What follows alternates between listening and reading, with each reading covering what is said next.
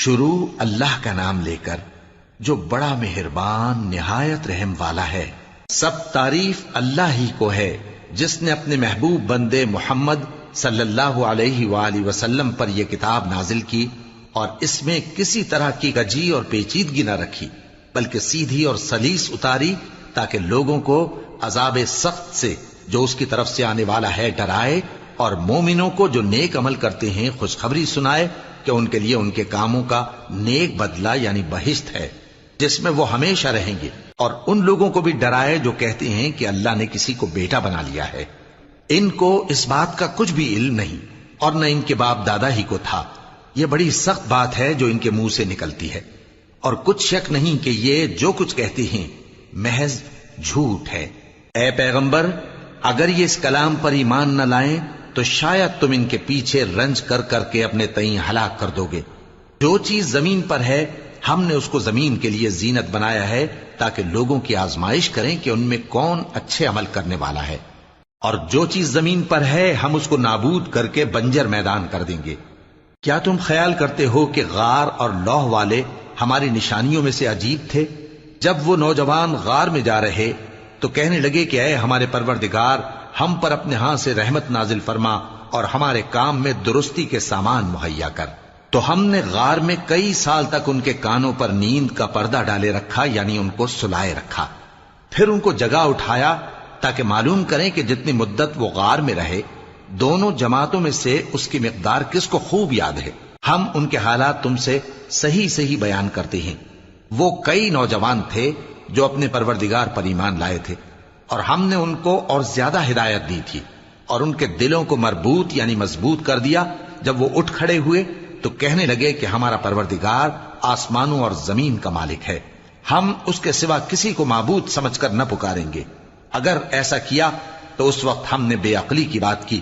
ان ہماری قوم کے لوگوں نے اس کے سوا اور معبود بنا رکھے ہیں، بھلا یہ ان کے معبود ہونے پر کوئی کھلی دلیل کیوں نہیں لاتے؟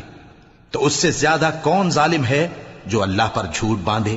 اور جب تم نے ان مشرکوں سے اور جن کی یہ اللہ کے سوا عبادت کرتے ہیں ان سے کنارہ کر لیا ہے تو غار میں چل رہو، تمہارا پروردگار تمہارے لیے اپنی رحمت وسیع کر دے گا اور تمہارے کاموں میں آسانی کے سامان مہیا کرے گا۔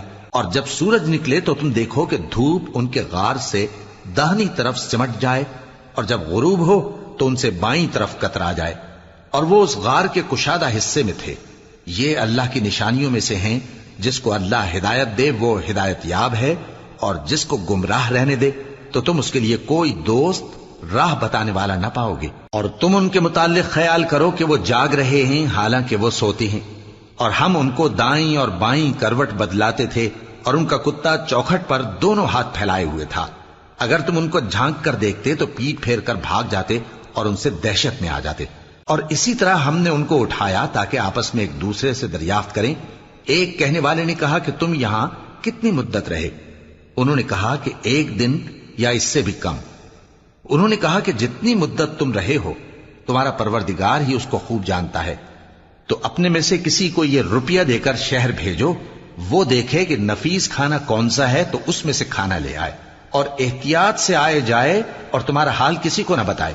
اگر وہ تم پر دسترس پا لیں گے تو تمہیں سنسار کر دیں گے یا پھر اپنے مذہب میں داخل کر لیں گے، اور اس وقت تم کبھی فلاح نہیں پاؤ گے۔ اور اسی طرح ہم نے لوگوں کو ان کے حال سے خبردار کر دیا تاکہ وہ جانیں کہ اللہ کا وعدہ سچا ہے، اور یہ کہ قیامت جس کا وعدہ کیا جاتا ہے اس میں کچھ شک نہیں۔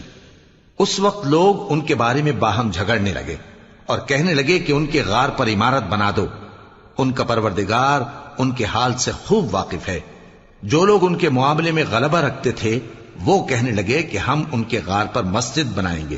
بعض لوگ اٹکل پچو کہیں گے کہ وہ 3 تھے اور چوتھا ان کا کتا تھا، اور بعض کہیں گے کہ وہ 5 تھے اور چھٹا ان کا کتا تھا، اور بعض کہیں گے کہ وہ 7 تھے اور 8واں ان کا کتا تھا۔ کہہ دو کہ میرا پروردگار ہی ان کے شمار سے خوب واقف ہے، ان کو جانتے بھی ہیں تو تھوڑے ہی لوگ جانتے ہیں۔ تو تم ان کے معاملے میں بحث نہ کرنا مگر سرسری سی بحث، اور نہ ان کے بارے میں ان میں سے کسی سے کچھ دریافت ہی کرنا، اور کسی کام کی نسبت نہ کہنا کہ میں اسے کل کر دوں گا، مگر انشاءاللہ کہہ کر، یعنی اگر اللہ چاہے تو کر دوں گا۔ اور جب اللہ کا نام لینا بھول جاؤ تو یاد آنے پر لے لو۔ اور کہہ دو کہ امید ہے کہ میرا پروردگار مجھے اس سے بھی زیادہ ہدایت کی باتیں بتائے۔ اور اصحاب کہف اپنے غار میں 9 پر 300 سال رہے۔ کہہ دو کہ جتنی مدت وہ رہے اسے اللہ ہی خوب جانتا ہے، اسی کو آسمانوں اور زمین کی پوشیدہ باتیں معلوم ہیں، وہ کیا خوب دیکھنے والا اور کیا خوب سننے والا ہے۔